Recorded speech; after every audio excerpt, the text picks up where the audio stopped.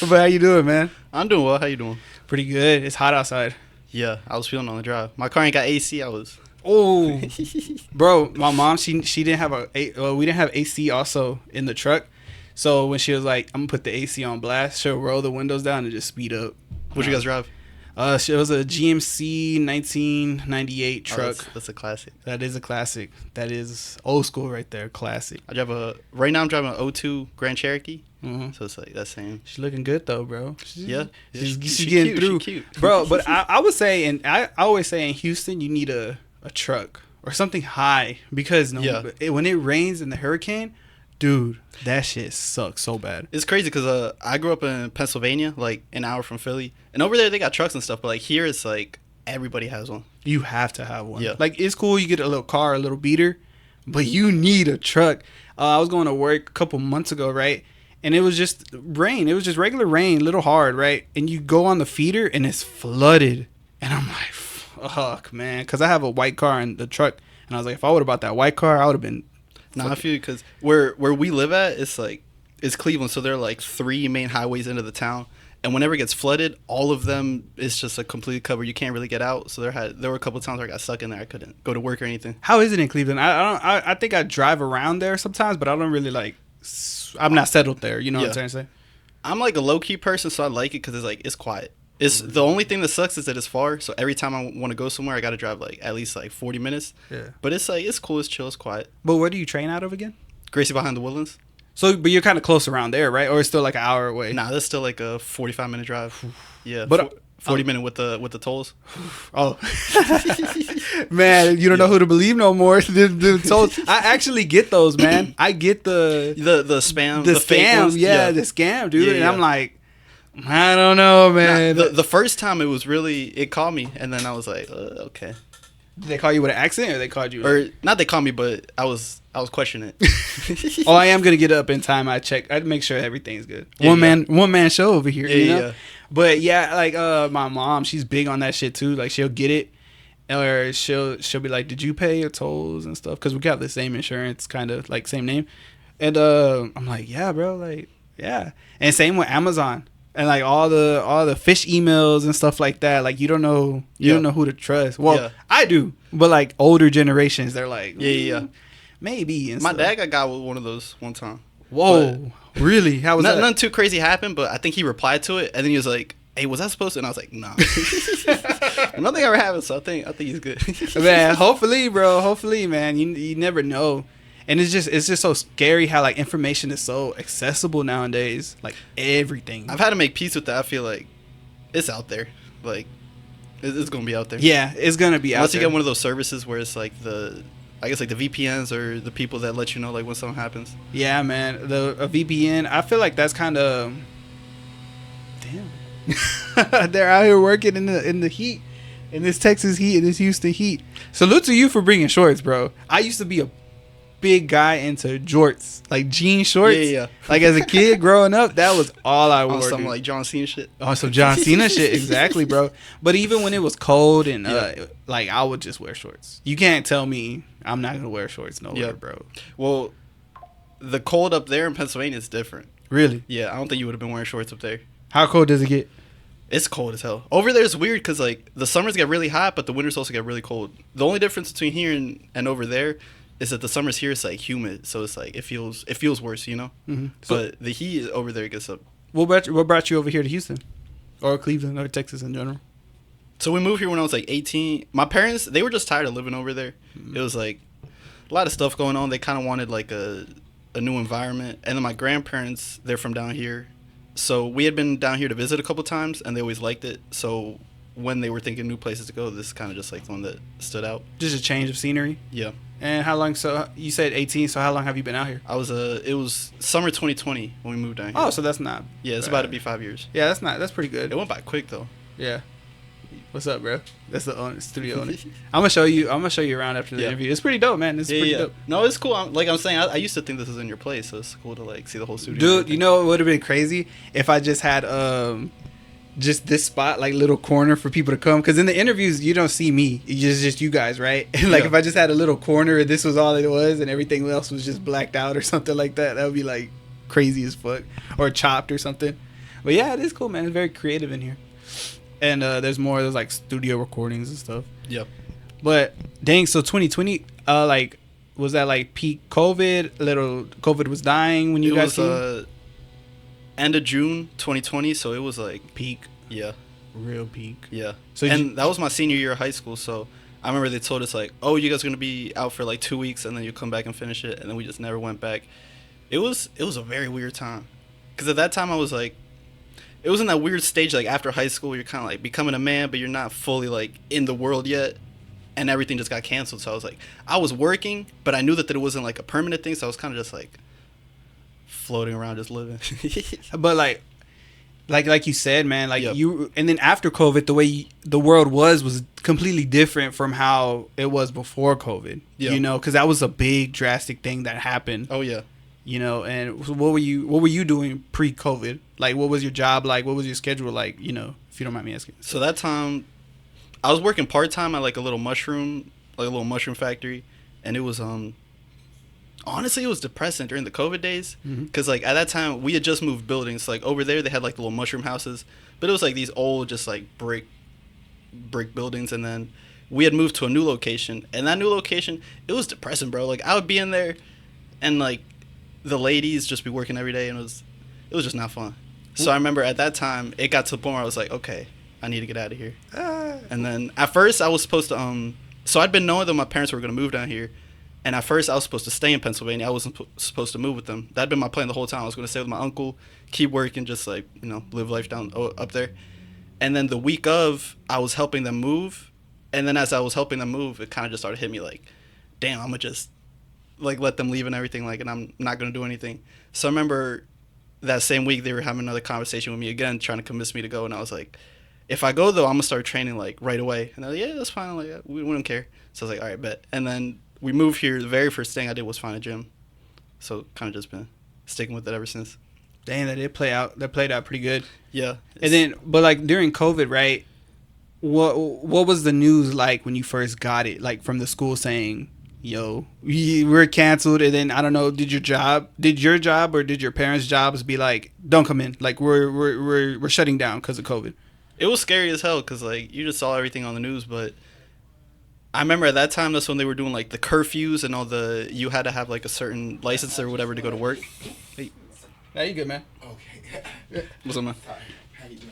But you had to have, like, the permission to go to work. Mm-hmm. So we were all just like, damn, we're not even going to be able to drive or anything. And then it ended up not being as crazy as what we thought it was going to be. But, yeah. Yeah, because where I was in California at the time. They had put curfews.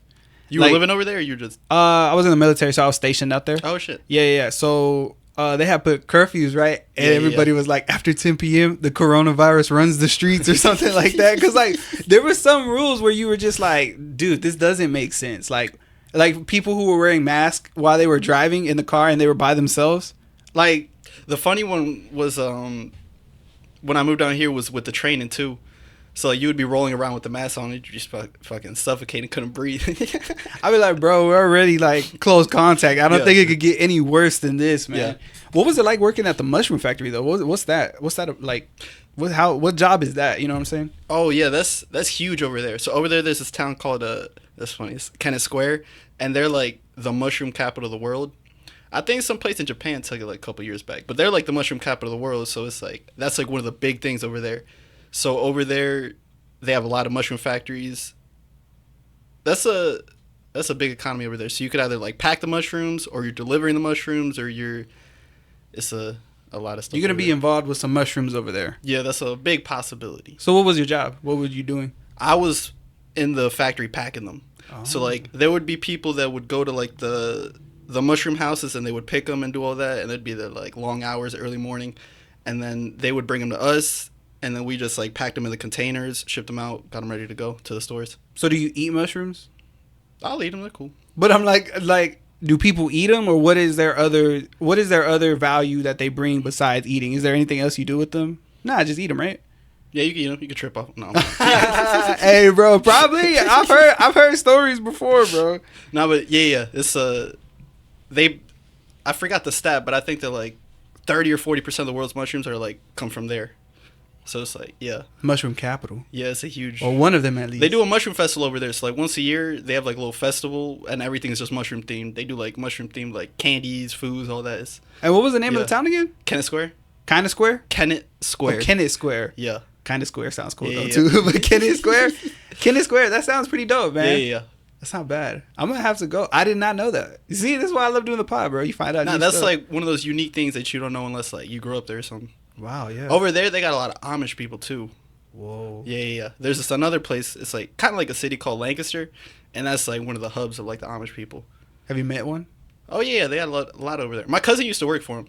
And how's that? How is it like talking to them and stuff? I know they're like they're people, but their stuff is different, right? They're like their beliefs, their their work, they're different. And they have a lot of like interesting quirks that is like unique to them, but they're cool. They're like regular people. They're very hardworking people. Aren't they like old, like kind of like an old generation lifestyle? They're old school, so like I'm pretty sure that they're not allowed to use like electricity or anything like that. Sure.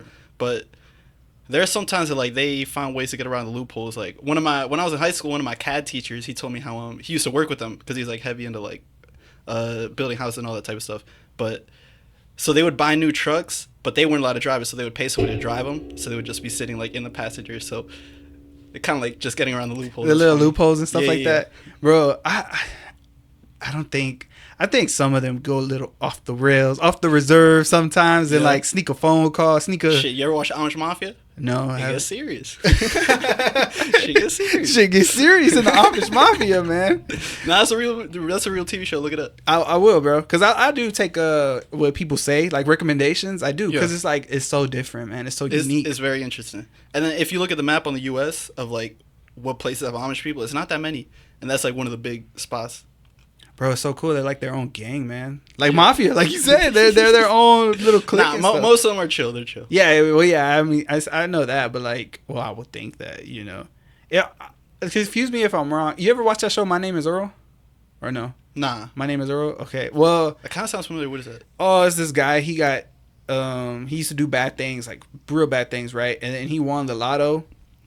But after he won, he got like hit by a car. Right. Oh, shit. And so he was in the hospital and he seen this late night show and it was like karma, do good things happen to you. I was about to say it's like the karma cycle. Yeah. Do bad things happen to you, right? Yeah. So he wrote a list of every bad thing he done, and when he did like 2 or 3 good things, like the lottery ticket came back and he had won 100,000. So he spent the whole time. It was the whole thing of the show was crossing things off his list, making up for the bad things he's done, right? But in one episode, I think it was Amish, right? I could be confusing it, but him and his brother used to pretend to be Amish people. So I think they have this rule: when you're 18, you go explore the world or something. Yeah. And they would pretend to be Amish, and they would influence the girls to do crazy things, like you get where I'm going with this. Have you ever seen something like that or no? That's like based off a true story. That's just no, it's not based off a true story, but I think from what I seen in the show, I thought that was real, where it was like, when they turn 18, they go in the world and they decide. I think they do. They do that. Right? They decide. They give them like a certain time period where they're allowed to go like explore, and then they decide if they want to like stick with it or not. I could be talking out of my ass. I'm not 100% sure, but I'm pretty sure I've heard that. No, but that is something. Yeah, that is curious, bro. Like that would be interesting because you have to like value your beliefs that you grew up in your whole life, and then you get a little taste of this different stuff, and if you like it, you're like, I'm gonna stay here. But it's crazy because it's like, you could be so conditioned to like that even if you leave, you could be like, oh no, that's not for me. Right. So it's like, it's interesting. It is interesting. Do they have like auditions or open tryouts where you could go be Amish? Like, do they let anybody in? Do they let anybody in? I think you gotta be born into that. But like, what if somebody was like, I want to be Amish? You know what I'm saying? Like, I would love to be Amish. I wonder if like they would, or if they would reject you or something. I'm not sure how that works. Right? I think nowadays you could call yourself anything, but I don't know. hey, that is very true, bro. That is very true. You could call yourself anything. I don't know if they'll let you in though. That's a tough one. I know. I wonder like, well, you have to like show them I could live this way or stuff. And I'm like, yo, that would be crazy cool. I would love to look into that because I'm pretty sure they have laws or something like that. They have their own set of like rules. Yeah. And I think that the government kind of like honors that too. Wow. To where there are certain things that I think they let them do different from like regular law. Like handle. Yeah. Because, like, you know, I don't know if you've seen, we have our lights flicker sometimes. But, like, how would they, like, the law and stuff like that, you know, because if they don't leave the, I would say, reservation or their land, you know what I'm saying, their land, but somebody breaks the law or whatever, you know, like, what's the punishment like? What are they? I think in that sense, like, if they do something fucked up, like, they're going to get punished. But they're going to get spanked. it's certain things that I think that they allow them to work around. But I'm not 100% sure, like, the details. And, like, their healthcare and stuff. Yeah. See, but they probably go into the town, huh? And, like, or no? I think it depends, honestly. I would love, like, they're very strict on certain things when it comes to, like, technology and electricity. Technology, yeah. So if you go to their places, like, I don't think that they have, like, they don't have light or anything like that. Yeah. If any Amish people want to come chime in one day, just hey, bro, come, bro. I fly with the PA, bro. In a couple, you know. Hey, let's go, bro. For real, we should. I've never been a PA, bro.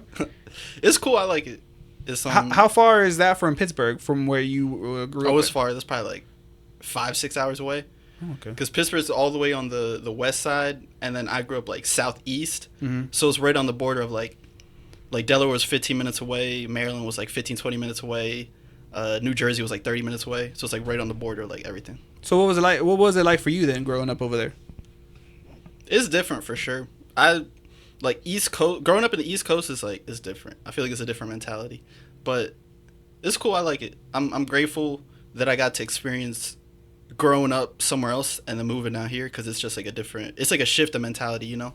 Like, you have to evolve your perspective, so I'm grateful for that. It is, man, because some people, they say they stay stuck in a town or a city, and that's all they know. You probably experienced that too in the military, like. Oh yeah, for sure. And like I said, you're not stuck. Well, sometimes you do feel like you're stuck. Yeah. You know, because you're like, man, I can't wait to leave this town or go make something of myself. But some people, they actually love it. You know, that's same routine every day. They wake up, go to work, go to the stores that they go to. They see the same people. They see little Tommy grow up, then little Tommy have kids, and then and sometimes you just like don't know any different. It's like that, like your comfort zone. Mm-hmm. It's like you got to leave it sometimes. But like when I first moved down here, I felt like a bird that just got set free, because like over here is crazy. Like anything that you want to do, you can do it. Like over there, they didn't really have any good gyms or anything. But then once I got here, it's like anything that you want to do, you can. All the doors are open. And how did you get into, you know, mixed martial arts? Oh, I love this as a kid. Like, I grew up watching boxing, WWE, all that. So I was always into it. And then I had some friends. I had like 2 really close friends. And we would always just be like boxing in the backyard or wrestling in my room and shit. So I was always like decent at it. Like, I remember when I started here at Team Took, my first jiu-jitsu class, I was already hitting like triangles and arm triangles and shit. So I was like never bad, just because I always like grew up watching it and kind of like doing it with my friends and stuff. Is it the adrenaline that you get, or just like figuring things out, or, you know, what makes you like it? Now, I feel like it's the opposite of adrenaline. It's like the presence. You know what I mean? Because it's like when you're just training, or especially when you're fighting, you have to be like present, or else you're not going to do your best. And I feel like that goes like with life in general. Like, it's all about presence. And I've figured that out, like, growing up. Life is literally just like flowing in and out of presence. You know what I mean? And it's like when you're fighting, that's like the ultimate presence. Because if you're not in that cage, like, you're not there, you're not ready to go, it's like you're going to get your ass whooped. And it's like, that's a scary thing, you know? So it forces you to be in the moment. Yeah, man. And what were your parents like? You know, are they supportive? Or, you know, when you first jumped into it, were they like, whoa, like, what are you doing? You know, what was their reaction like? They were cool with it. I think it's because I was a little older. So like, I was 18, so I wasn't like a little kid. So I think they were cool with it. But when I was a little kid, I used to get in a lot of fights. So I think I mellowed out a little bit as I got like into my teenage years. But then I'd already kind of let them know. I was like, yeah, I'm going to start training right away. And like, you know, they knew that fighting was eventually the goal. So by the time I told them like, okay, I'm ready to fight, they were like, it was expected, you know? Yeah, they were like, go ahead. Yeah. Just go. You know what I'm saying? And how are they now? Like, you know, how are they now when they see you, you know, fighting for championships, winning championships? How are they like when you step in that cage? They're good. They're supportive. My mom still gets scared. Sometimes she be crying in the fights, but it's cool. Do you hear, like, you know how like in movies where it's just you in the cage, but she's like, mijo, or she's like, I don't know, whatever. This past fight was crazy because it was like, usually I can't hear the crowd too much, but this time for some reason, like, I could hear everything. So, like, my dad brought some, like, his friends and stuff, some family, and I'd just be hearing them, like, arriba las jaulas and shit like that. It was funny because I wouldn't laugh, but I would just, like, mentally I would laugh in there. You were like, yeah, I got this, man. I remember one round I heard everybody screaming, like, Jose, Jose. And then I was like, in my head, I was like, damn, how could I lose when, like, all these people are here, like, cheering for me, you know? Mm-hmm. And what was it like, you know, fighting for your first amateur fight? You know, I'm looking at Typology right here. It says January 12th, 2024, you have fought for Elevate. Yeah, the debut. Were you like, how was it leading up to that? Were you nervous? Were you thinking, you know, how was it? Honestly, I wasn't nervous. I get nervous, like, kind of like the weeks leading up to fights, but then on fight day, I'm, like, cold. Like, I don't really feel too many, like, emotions, not too nervous or overly anything. The first fight that I did get nervous for was my first fight with Fury. That one, for some reason, I felt it that day, more than usual. And I thought it was very weird. When I was cage side and they were putting the Vaseline on me, getting ready to go in the cage, I remember I was just like, damn, I'm thinking right now. Why am I thinking? I usually don't think. And then that was kind of like a manifestation of all the nerves and everything that I felt before. So I had to, like, learn how to deal with that. So for this one, I was good again. Do you think it was because of the difference in, like, you know, don't disrespect to Elevate or anything like that, but was it different environment or anything? I think it was all, like, personal. Because I think for that one, mentally, I wasn't as sharp as I usually am. And that happened for a reason, though, because the way that I went into that one, I had to learn from that, and I had to realize, like, okay, I can never go into a fight like that again. So then I made that adjustment. I feel good now. And then your last 3 fights, they've all been, you know, championship fights, right? Yeah. You know, you got off a fresh hot win to end the year 2024 and Elevate, you know, knockout. And then how is it like, you know, getting offered a title fight from Fury? What was that like? You know, because it's a different promotion in there, and you're like, oh, like, you know, I'm not just going to fight for you. I'm going for the chance to get another championship belt. Yeah, it was cool because, like, I'd always wanted to fight for Fury. So the fact that the first one was for the title, but the way that one came about was, I remember they were kind of, like, lingering a little bit. There was no fight that was really made or anything. So I remember I hit up Eric. I was like, hey, like, let me fight for that title. And then it kind of, like, worked itself out. Wow. Yeah, it was shooting from the 3. It was more context than that, but, you know. Right. But the point, like, and that's cool, man, because closed mouths don't get fed. You know, You were like, you know, worst he could say is no, basically. You know, and, you know, it panned out. Unfortunately, the fight didn't go your way. Yeah. You know, and then that's what like 3 months later, you fight again for it. What was that? What were you like when you were like, okay, here's my chance again? That one was very synchronistic too, because like I told you, I knew that mentally I knew as soon as the fight was over, I was like, I knew why I lost that one. So I knew the adjustments and everything that I had to make. And I was actually planning on taking a little bit of a break after that one. I was supposed to, like, not fight until, like, latter half of the year. But then they hit me with the opportunity. And as soon as they told me about it, I was like, yeah, like, it's go time. Yeah. Like, I'm not letting this slip through my hands again. And how does it feel, man? Do you feel, you know, like I said, like, we know I interview, you know, fighters and stuff, right? And some say it's cool, but some say they don't. It's just another accolade, another medal, another trophy. They don't try to let it be like, oh, it's this big thing, you know? Yeah. But how does it feel for you? Honestly, it's like, it's all internal, because I feel like to bring it to reality, first you have to, like, feel it and think it. So I'd already kind of felt that emotion of what it felt like to be the champ in here a lot before. So by the time that actually happened, it was just like, all right, I know this. I'm comfortable here. I felt this. So I actually told my coach too, as soon as we got to the back for this last one, I was like, damn, made all those months trying to get this belt, and now it's just a little thing, you know. But did you feel a little high when you got it? Oh yeah, for sure. But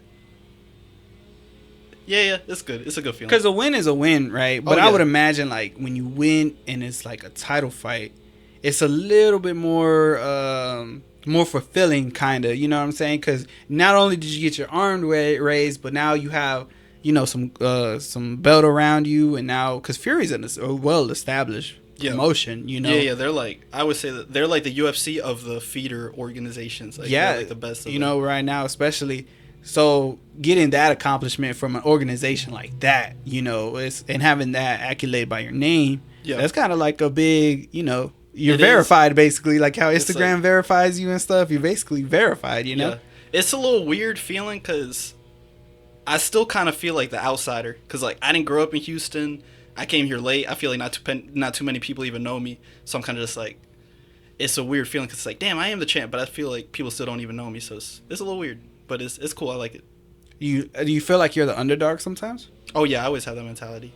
Not underdog, but it's like, sometimes I feel like I'm not even supposed to, like, be here. Like in this position. Yeah. Which makes me want to work. Like, I don't know how to explain it. Not to say that I'm not meant to be here, because I feel like everything is, like, pre-written, so this is supposed to happen, but I feel like yesterday, I was with one of my OGs, and then his kids came out, and they're just, like, little, like, 9, 10-year-olds, and I was just talking to them, and I was like, first, I started to realize, like, damn, like, they're just, like, regular-ass kids. And I was like, I was just their age, like, 10 years ago. That's, like, that goes by in the blink of an eye, you know? So it's like, I was just them, like, just a regular-ass kid watching WWE, listening to my music and shit. And then all of a sudden, like, through time and experience, you kind of start to develop that shift where it's like, oh, I could do something. And then all of a sudden, in the blink of an eye, you go from doing that to all of a sudden you're winning championships and stuff. But it's like, internally, it feels like not that much is, like, you know? Yeah. So it's like, I still feel like that little kid. Right. I guess that's, like, the point of what I'm trying to say. Right. Hold up real quick, because this motherfucker. I mean, thank you for doing your job, but fuck, you know? Hey, it's Friday. They trying to get the hell out of here. Oh, yeah, that's true. And it's hot. Yeah. It's hot as fuck. But still. No, man, and that's great. And, like, do you now, I mean, you've always said you felt like the champ, right? Yeah. But now that you actually have the title, you know, I don't know if you watched, you know, I interviewed Juan Gutierrez. Yeah. And we watched you fight, like, live. Oh, really? Yeah. Like, I put it on. I didn't see that in the... And, you know, salute to both of you guys. You guys Juan, I trained with him, like, a couple weeks before we fought. He's a fucking killer, too. But he wants that belt, man. Yeah. He wants that title. Yes, you know. Yeah. And it's respect. You know, no disrespect. And I even asked him, I was like, is there anything you want to say to him? And he was like, congrats. You know, he's a super humble guy. But I feel like both of you just change it when you go into the cage. Yeah, I talked to him after his last fight, too. He's cool. You think you guys might meet later down the road? Anything can happen. Anything can happen? Yeah, that's true. But now that you are the champ, you know, are you planning on defending the belt? Oh, yeah. There are plans in motion. So it's... And you know, because a lot does come with the belt now that we think about it and we're talking about it, right? Yeah. You go from being the hunted... Shit, it's a target. I mean, the hunter to the hunted. So how are you feeling now that people want your spot? They want what you got. I still want what other people got too, so I'm still the hunter. You know what I mean? Damn, that was deep. But what do you have to say? Like, what is your mindset now, though, that, like, because you still, you know, you feel that way, but in reality, there are other people hunting you, so you're a hunter, and there's other hunters coming for you still. Yeah. You know, it's not. I'm not saying you're sticking still and moving. I mean, you're standing still. I'm saying, like, you got to be on the go too, just as they're on the go. Yeah. You know, and I would think because Fury, the top notch promotion, they have people coming for you. You know what I'm saying? Does it feel like a little bring them on? You know, like, I would love to test myself against these guys. Oh, for sure. The competitive, like, ego in me is like, I want to fight everybody because I just want, like, tough fights and to have fun fights. So, yeah. But the other side of me is, like, I don't pay too much attention to it because it's, like, everybody's on their journey. So, it's, like, whatever's going to happen is going to happen in your own timing. And then we're going to do what we need to do, you know? We'll have that dance when we have that dance. Yeah. You know, I you know, and... Oh, that's a truck. Okay, I was about to say he's back. I'm about to go out there and be like, bro, please, I need you to stop. Your water's right there, bro. If you get thirsty or something. But yeah, thank you. Of course, man. And it's just, you know, it's so great to see guys like you and everybody who, like, you know, because all you guys put in the hard work, you know, and you know you're fighting, you're getting all this attention on you, all these eyes on you, and it doesn't feel any different. Like, I seen, like, after you won the title fight, bro, like, there was so much media on you with Clear Life. You know, they were chilling with you. They were saying, hey, and, you know, big respects to them and everything they do. You know, How does it feel when you get like new followers and you see your social media grow and you feel the love? You know what I'm saying? Because not that many people feel it, but you know, you get your night. Yes, it was your night. You know what I'm saying? Like, where everybody was just like, "Oh yeah, you're the champ." You know, congrats. So how does that feel? That's a very weird one. Like, for every fighter, post fights are gonna be like unique to them, and it's like, it's always gonna be a weird thing, but it is very weird because I'm used to like kind of being like the quiet person, like don't really try to get too much attention. So when that happens and it's like you get all this attention, it's I just feel all the energy like pouring in. Sometimes it could be like a little overwhelming. So after fights, I feel like I need to like take some time to like kind of shut everything off and just like go back within. Yeah, I need like my little process to kind of like do all that, you know. Yeah, man, and that's very understandable. I'm always grateful for it though. Like I try to tell everybody like, hey man, thank you so much for all the love. Like, and that's genuine too because that's honestly like why we do all this is just like for the love of it, you know. It's like the love that you have for the sport, and then the love that you're able to bring out of other people that now they're showing you the love, you're inspiring them, and it's like a cycle of like everybody just like sharing that emotion and growing together. So that's honestly why you do it, you know. Has anybody told you anything as far as like, hey, you inspired me, you motivate me? Has anybody approached you or said anything like that to you? Yeah, I've had a lot of like conversations, like even like people at the gym where they're like, they just tell me to like keep going, like, hey, like you inspired me, like do this or work harder, or even in like let's say jiu-jitsu itself, it's like, oh, you helped me with this position or whatever. So it's like it's things like that. But yeah. And how does that make you feel? That's another one that's like weird too, because it's like, damn, like I'm grateful and I'm honored, but it's also like I feel like I'm not even like, I'm just being myself, you know. And it's like I do want to. That's my main thing with the fighting is like I just want to help people. Like I love fighting, and I feel like this is what I was like made and called to do, especially right now. But fighting, the goal isn't in fighting. The goal is to like use fighting as a platform to like help and change the world, you know. So that's kind of like why I do it. And you know what made you have that aspect for you, like that perspective for you? You know, because the fighting itself is just the love, you know, but you want to take it a step further and upon yourself, and you know, fighting is like the vehicle for me. Yeah. You know, were you ever in like you know, people say it's an outlet for them. You know, is this the outlet for you? It's definitely an outlet, because like every single person has like their shadow, dark side, and their light side. And if you don't incorporate your dark side well, then it'll take over you. So it's like you have to acknowledge it, heal it, and then be able to transform it, channel it into something positive. So I think that's a lot of people like in the martial arts community do, is like they're transmuting like that darkness into the light and then using it for something positive, you know? Yeah, man. And that's, you know, that's great to hear, especially from the fighters, you know, because it's I think it takes a part in everybody to contribute to the community and just make it better. Yeah. You know what I'm saying? Because you never know, there's a kid that could see you and be like, man, you know, I want to be just like that. And you just inspired the next Conor McGregor, the next UFC champion. You know what I'm saying? Even if you don't inspire them to like be a UFC champ, even if you just inspire them to do what they love, and then all of a sudden now they grow up and they're doing what they love and they're helping somebody else, it's like, it's a domino effect of just sharing that light and making everybody better, you know? Yep. And that's just, you know, that's even better too. Like I was training today with Marco Esparza. Yeah. Yeah, I was training with him. You're at House of Dragons? Huh? You're at House of Dragons? Well, I trained with him at House of Dragons just because. Yeah. We're cool too. We've trained a lot together. His heart, man. Like his heart. You know, it's like you guys give the same message. Like you feel it. Like I'm a big spiritual believer. Like you can feel spirits, man. Yeah. So when I was talking to him and he was like telling me like, you know, it's God. This is my calling. It's bigger than myself. I'm like, wow. Like that makes me trust you.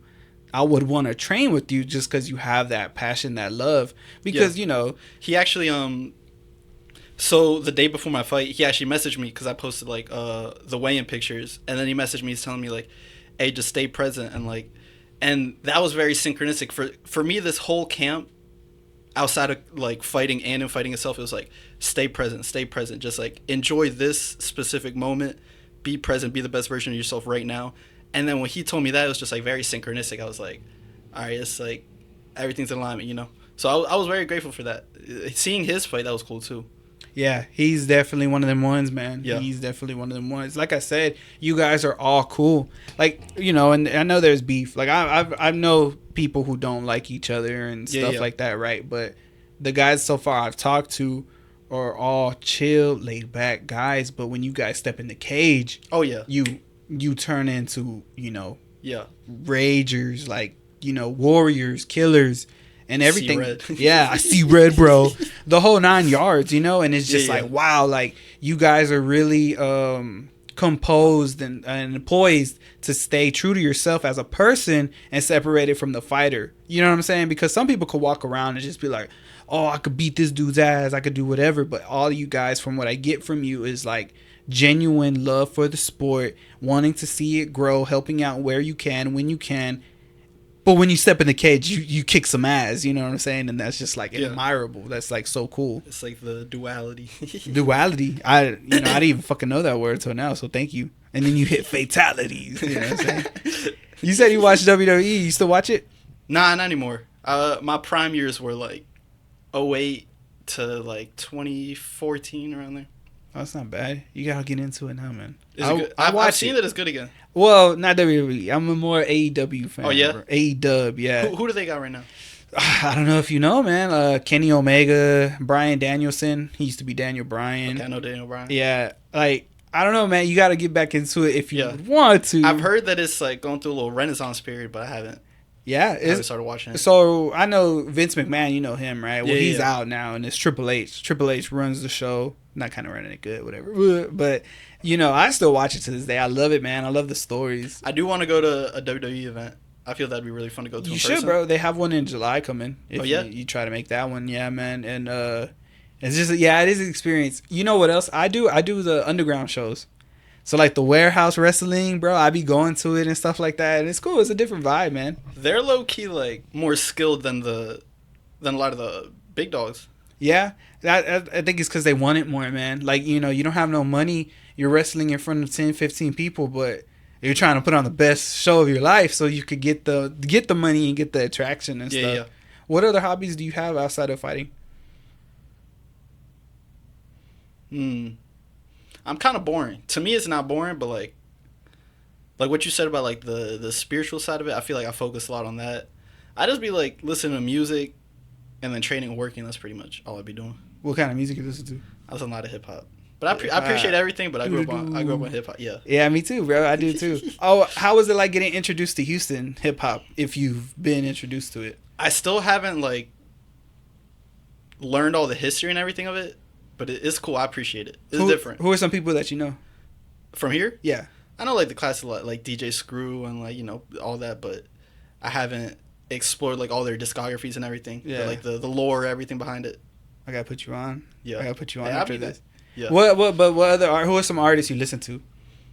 Shit, I grew up on like Earl Sweatshirt, Capital Steez, Odd Future, Pro Era. Yeah, Odd Future, Pro Era, Kendrick, MF Doom, Kanye, like Tyler, all that. Yeah. So you're like a lyricist. You like the lyrics, or would you describe that as your taste, or what? Yes, I like the lyric. Well, growing up, I was definitely 100% like into like the lyricist, but now I have evolved more to like I just want to feel it, you know?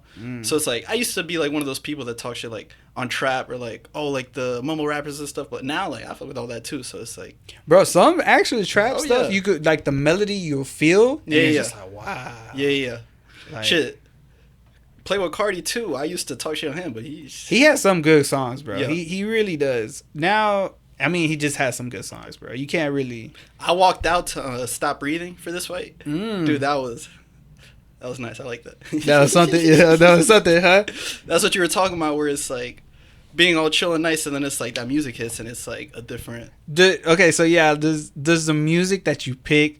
Oh yeah, for me personally, I spend like that's important. The walkout music is like that's a part of the show, so it's like I try to be deliberate when picking like my walkout song. Like however I'm feeling for this camp, that's like, you know, and this one like.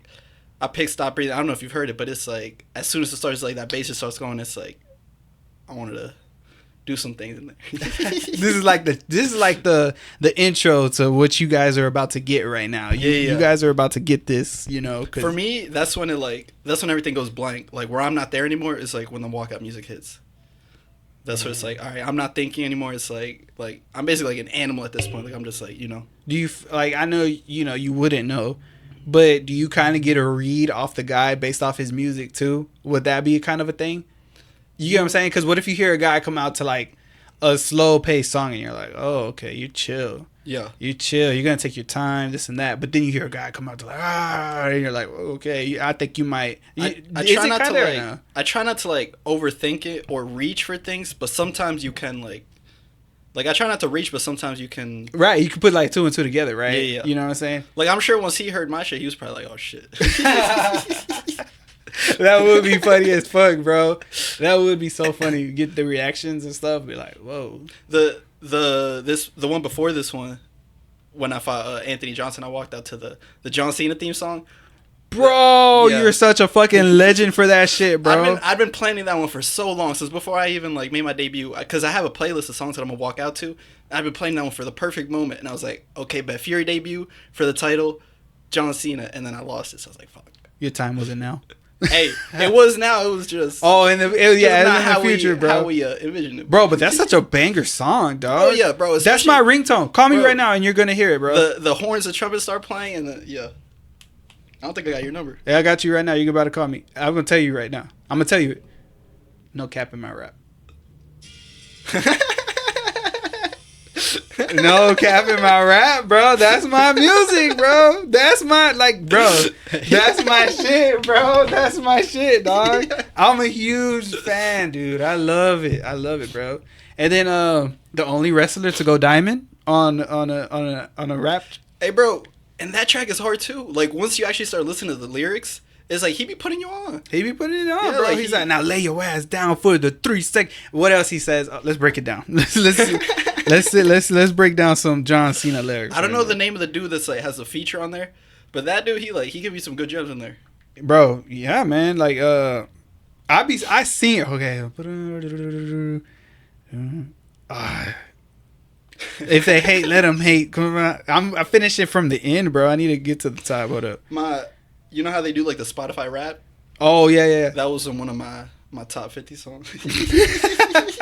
How many times did you play it? I don't even know, but Okay, let's see. Well, he starts off saying, no, your time is up, my time is now. My money stack fat, plus I can't turn the swell off. The franchise doing big business, I live this. It's automatic, I win this. Oh, you hear these horns? You're finished. A soldier and I stay under the fighting. Plus I'm storming on you chumps like I'm thunder and lightning. Ain't no way you breaking me, kid. I'm harder than nails. Plus, I keep it on lock like I'm part of the jail. I'm slaughtering stale competition. I got the whole block wishing they could run with my division, but they gone fishing. With no bait, kid, your boy hold weight. I got my soul straight. I brush your mouth like Colgate. Damn. And any sweater, I'm never better. Your boy so hot. Bro. At the end, what's his name? I don't know, the dude that's featured on it, he goes, a man's measured by the way that he thinks, not clothing lines, ice slings, leather, and minks. I spent 20 plus years seeking knowledge of self. So for now, Mark Pride is living for the wealth. It's like, he be spitting some I felt that, bro. Yep. Pull the mic a little closer to you. Yeah, there you go. That's fine. Hey, he be spitting, bro. He be spitting, bro. Hey, in another lifetime, I was a rapper, shit. Dude, hey, don't lie. You have some raps. You have some raps now. You have them in the vault. You've had some raps. I know it, because I had some too, bro. Hey, I feel like every kid went through that phase where they were writing shit. They want to be a rapper. What was your rap name, bro? I never made one. Don't lie, bro. Nah, deadass. Like I wanted to. Like I spent time thinking, but like I could just never like. It's okay. You can tell me. Bro. No, deadass. This is a safe place. No. What was your rap name? Even my fight name, El Conquistador. They my coaches picked that one, so I didn't even pick that one either. Mm-hmm. But. Yeah. Okay, what was your album name? I know you had to have an album name or a song name or something. You're like, yeah. I had a mixtape name. It was called Judas's Apprentice. Ooh. But it never came to full fruition. Never came to light. Yeah. Bro, one day maybe. Bro. Hey. The way I see it now, bro, is like just do whatever. Create. Yes, bro. That's how, like, right now I'm trying to get myself to the point where I'm free with my time and, like, everything. So it's like I just want to do things. That's what I was saying. That's, like, kind of ties back to the whole being present thing. It's like whatever you feel right now, as long as you know that it's, like, aligned and in union with God, it's like just do it. So it's like if it's music, it's whatever, just like do it, you know, like from that inspiration. You know, one thing I seen Jim Carrey say, and you know, funny guy, right? Funny guy. No, but he's deep. Yeah. He's very deep and real. Yeah. I seen this like clip because that's, you know, the world right now. Yeah. And he was giving the speech at the graduation. He was I know what you're talking about. Yeah. I've seen that. He was like, my father failed doing something he didn't love. So why not fail at doing something I want to do? Yep. And that's just like, wow. Yeah. He's got a lot of good ones too. Like later on in his career, he had like that shift too, and then he kind of started talking about all that. There was another one where he said, I had no money in the bank account, but I wrote myself a check for $1 million. Yeah. And I said, one day I'm going to have it. Yeah. Is it crazy how like the most serious people be the most the most funniest people be the most serious people. Like they have that good spirit and that mentality, that dog mentality, you know, like they want to do something, they're gonna do it. Well, I think a lot of times it's because like you said, that good spirit, because it's like when you've been through stuff, you kind of like it makes you want to help people, because it's like, you know, that pain and stuff, so it's like you don't want other people to have to go through that, so it's like you just want to make it easier for them. Yeah, man, but you definitely have those same people that be like, I was treated like shit, so I'm gonna treat you like shit, and nobody else deserves it just like me. But for the people that I think they need like a hug. I think they need a hug, bro. They need like some loving or something. They need a McDouble from McDonald's or something. Yeah, bro. A lot of people need hugs nowadays. It's like, now you keep going, bro. Just look at, bro. Can you believe it? Guess how long we've been talking so far? Guess like 40 minutes. Damn, yeah. Does it feel like that though? It went by quick. It has went by. We're not done yet. We're We're still talking unless you're going. But nah, we go. Bro, I don't know if you've seen. I do like 2 hours, bro. But I clip them now too. So like, yeah. The Amish. I saw you started doing like the little clips. Yeah, the Amish now. That's gonna be like his own little clip. It's gonna be a funny thumbnail right there and shit. Nah, but you got to take it out of context to be like, oh damn, he grew up in the Amish Mafia. Like, what the fuck? Oh, bro, that's so clutch as fuck, bro. I've been fucking with AI now because you know it runs the fucking world, right? Yeah. So I'm gonna get you a picture in an Amish Mafia, bro, with AI. I've been trying to figure out, because I see like the other people that they post like the fighting version of themselves like in AI. I'm trying to figure out how to do that, bro. I got you, bro. Like the cartoon version and stuff? Yeah. I got you, bro. Easy money, bro. But AI is taking over. Oh, yeah. It's AI revolution going on. Kind of scary. It is scary, but it's also like, I try to like, you know, max how I'd be like, oh, it is what it is. Like I try to do that like with everything. So it's like, even that is like, fuck it, like whatever's gonna happen is gonna happen, you know? That is true. Just prepare yourself, like make yourself more comfortable or knowledgeable around it. Shit, I feel like the best thing to do is just like take advantage in whatever way you can. Like if you look at a lot of the big companies, it's like Google, Microsoft, Amazon, like what are they doing? They know that the AI revolution is coming, so they're starting to like position themselves to like take advantage of it and profit off of it. So it's like, hey, maybe I should put a little bit of money into like Amazon or some shit just to like, you know, and you know, and their stocks and stuff. Is that what you're talking about? Yeah. Man, I had this teacher. He was like, his mom invested in Amazon like real early, right? But there was also this pet business, and the stock that she ended up keeping was the pet business, not the Amazon business. Yeah. And you fast forward to, well, I mean, last time I was in this class was like 2017. Amazon was like, boom, you know, dude, blowing up and stuff. That's happened to me a couple times. Yeah, it's a little sad, but talk about it. Like, what happened? I had I don't know if you guys are familiar like with Palantir, but a couple years back I had a shit ton of Palantir because I knew that they were about to be like if you're familiar with Palantir now, they're like one of the leaders like in the whole AI thing too, and like data not accumulation, but like, you know, data management. And I knew that they were going to be big, and I had a shit ton of shares. I had like 100 shares, but then I needed to buy a car, so I sold like all my stocks, and now Palantir's worth like, that would have been an easy like 10x, but I don't want to get into it. 10x? Yeah. Like 10 grand? No, like your money multiplies like times 10. Whoa. Yeah. How much did you have? Only had like 2 racks, but now that would have been like, wow. You would have got a nicer car, paid off. But hey, had to learn, had to learn the lessons the hard way. Are you still active in stocks? Yeah, I like it.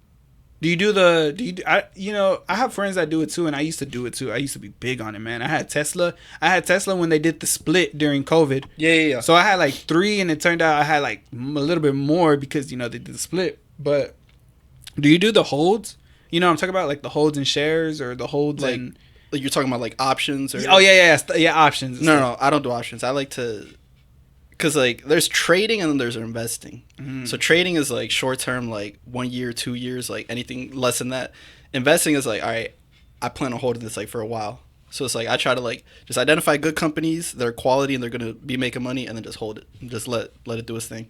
And are you self-taught, or were your parents big investors, or it was just all Nah, you? they ain't know shit about them. This is all you? Yeah. It was actually that's another one too that was like very synchronistic, because so I used to use my school email, because like they give you the email, and then from that I made my YouTube account. So my whole algorithm was like tied to my school email. And then when I was 18, after high school and everything, I think after like 6 months after graduating, my email expired, so I had to make a new one. So when I made my new YouTube account, my algorithm was reset, it was refreshed. And then all of a sudden I started to get recommended all these like finance videos. And I started watching them and I started learning. I was like, oh shit, I like this. So that was like another like God saying like, all right, here you go, buddy. Like here you go, man. I'm giving you like take these keys and do something. Yeah. What's your best stock right now that you have? I like to go the simple classic stuff. So like right now, I don't know if you're paying attention, but like everything was going like crazy with the whole tariffs and everything. Yep. So I was getting a little busy. I was getting active. Yeah. But that's my saying. Like I said the same thing to my family, and it's kind of like you speak it to a brick wall because they kind of don't know it. Yep. Which is not their fault, But I'm like, even my son's mom, I was like, bro, all these memes talking about, I wish it was 2008. I was buying a house, buying stocks. Like, damn, why was I shitting my pants instead of investing in stuff? Exactly, right? Yeah. It happened again. Like, this is what you wanted. Take advantage of it because, like you said, they were down because of the tariffs, but now everything's going back to normal or a little bit higher because everything got sorted out. You know what I'm saying? Like, and every time they say, "Oh, this time's different," every time they say that, so it's. Yeah. Oh, this is different. Yeah. Right, and I'm not saying it can't go down or whatever, but fuck it. But then that's where you just like really eye it. Like I know some advice that was given to me was just like, put it in, don't look at it, right? But sometimes you should look at it and be like, well, is this its peak? Is this all it's gonna do? Like I'm big in getting stocks that do dividends. Yeah. I'm big in stocks that do dividends, man. I was so proud. I think I was getting AT&T because they give out. I used to own a shit ton of AT&T too. Really? Yeah, back in like 2021, 2022. Mm-hmm. And they were paying dividends. I think like every 3 months, every quarter or something like that. Yeah, once a quarter. Yeah, once a quarter, and it was like small, but at the same time, you're getting paid. Some change for some stocks, and you could easily either and it's put like it back in. It's a snowball. Like it just like adds up. Right. Exactly. And like. And like I feel like some people don't see the value in it, and me is a little too. But in the long run, it's very valuable. It's very useful and stuff, right? What's a couple things with that? It's like first is like the short term gratification versus like the long term gratification. Exactly. And the other thing too is like, all right, what do you want out of your life? So it's like if you're trying to have like a regular chill life, and then by the time you get to 60, it's like I'm retiring, I'm chilling, I got my mills stacked up. All right, that's cool. I'm not trying to wait that long, bro. Like I'm trying to like by the time I'm like mid 30s, 40s, like all right, I'm good. Would you like live off stocks or like live off the passive income? Is that what your goal is, to live off passive income? Yeah. Really? Yeah. Right? I have like the businesses that run themselves. It's like I want to work, but I don't want it to feel like work because it's going to be something I'm passionate about. So it's like that's, in my opinion, like the best way to attract like your abundance is to just, like I said, like just be in alignment, and then everything will start to like go the right way, Man, that is true. And I feel like if you follow your heart, you can't go wrong. Oh, yeah. Because even if you fail, it's like you can't be too mad at yourself because I was following my heart, So it's like just learn the lessons and then adjust. And get back to it. Yeah. It's all adjustment. That's all it is, man. And that's applied to like life, man. Oh, that's everything. Yeah. Just take a lick, take a few punches or whatever, and you just. That's why I feel like fighting is like so symbolic, because it's like a lot of people think like, oh, he's a fighter, I wouldn't do that. But it's like, nah, like we're both fighting. Like we're both fighters. It's like some people be fighting to wake up every day to get to work to pay the fucking bills. I'd be fighting in occasion shit. But it's like we're both fighters. It's inside of every single person. That's why I like this, because it's like I feel like the message, not even the message, like the feeling is universal. You know, it's like something that anybody could feel. Whether you're like young person, old person, it's like you could feel it. You know what I mean? That's the clip. That's the clip to promote this interview right there. No, but yeah, I definitely feel what you're saying, man. And you know, you're right. Everybody is fighting. You know, it's just all about perspective. Yeah. Do you read any books? Not really. I went through not as much anymore, but I went through, in high school I was reading a lot of books. What were some books you read? Autobiography of Malcolm X. That's a good one. I like that. The Siren of Titans, Kurt Vonnegut. That's a really good one too. That one. I remember I read that in high school because I had a close teacher back in high school, and she was the one. She was like the first one that kind of introduced me to like self-reflection. You know what I mean? Because at that time I was kind of like, I was going through a lot of emotions. I was like depressed and just like not doing my best like mentally and emotionally. And then she like helped me out. She taught me how to like reflect to fix all those issues. You know, I remember she recommended me that book, The Science of Titan. And once you get to the end of it, it's supposed to tell you what the meaning of life is. I remember I got to the end and it said the meaning of life was to love everything, like just love everything to its full potential. I remember I was like, man, fuck this, bro. I ain't trying to hear that shit. Like, what the fuck? And then years later when I came down to Texas, so well, I don't know if I should talk about this, but so I did my first acid trip and I was alone. And when I got to I was like, I felt like I was gonna die. Like I was stuck like in a mental like cycle in there, and I couldn't get out. And I remember I kept calling a bunch of people to try to express this feeling inside of myself. And every time I called the people, they I felt misunderstood. Like they couldn't understand it, and it just left me like I felt like so bad. I was like, damn, I feel alone, and I was like, damn, I have to do something, or else like I don't know what I'm gonna do. I'm gonna have to kill myself or something. Like I can't stay here. So I remember I got naked and I crawled in my bed. And I just started like meditating. I just started breathing and everything. And it was like a movie started playing and it was just showing me everything about myself. Like all the things that I was insecure about, the things that I hated, like everything I didn't like about myself. And then I kept like getting these phrases that said like, I love blah, blah, blah, I love blah, blah, blah. And then it kept shortening until I got to the word love. And once I got to the word love, I saw my teacher's face and she kind of like winked at me. And it was like, oh, at that time you weren't ready for that message, but now you're ready for it. And it was like, I realized like, damn, fuck, love is like the answer, you know, as corny as it sounds, but nah, bro, nah, that's not corny at all, dude. That's real shit. Yeah. You know, and shout out drugs, like, hey, shout out drugs, kids. Shout out drugs, bro. Like, you know, I think everything is, you know, shout out to what you went through though, dude. Like that's, you know, and it took a drug for you to connect with that to make. Did it make peace with that, or like, how do you feel? Oh yeah, that I've changed ever since the psychedelics. I've changed so much.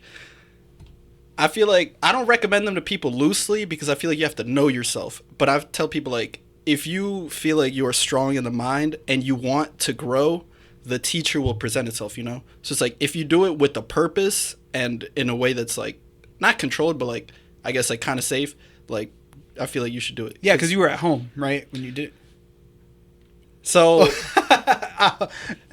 I did most of the times that I tripped, I did it by myself.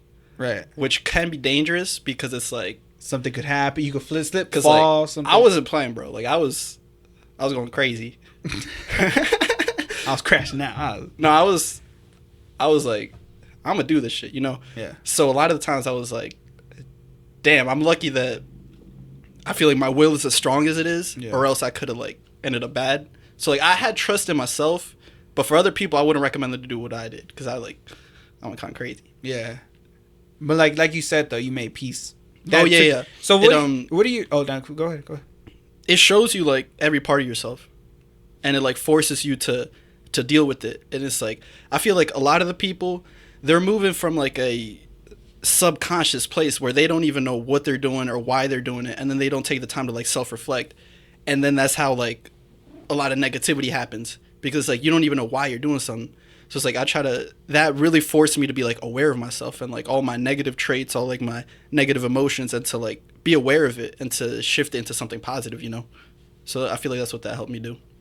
Okay, so like, what's your stance on it? Because you know how like people, of course, try to crack down on it. Drugs bad, you know, but in some cases, man, like, you know, marijuana helps with healing. You know, inside acid trips, ayahuasca, stuff like that helps with self-reflection and you finding like this deeper meaning to yourself and life. You know, what is your stance on it? Like, as far as that, I feel like for the most part, humans should be free to like do their thing, and it's like, I don't know. I don't really have a set like a stance. Yeah. I get what you're saying, like in terms of psychedelics, I think they should be like allowed and stuff. But like for me personally, I operate under like, I feel like there's like universal laws that are going on at all times. So it's like whenever something happens, I don't think like, oh damn, the government needs to like come in and fix it. I think like the universe will take care of that issue.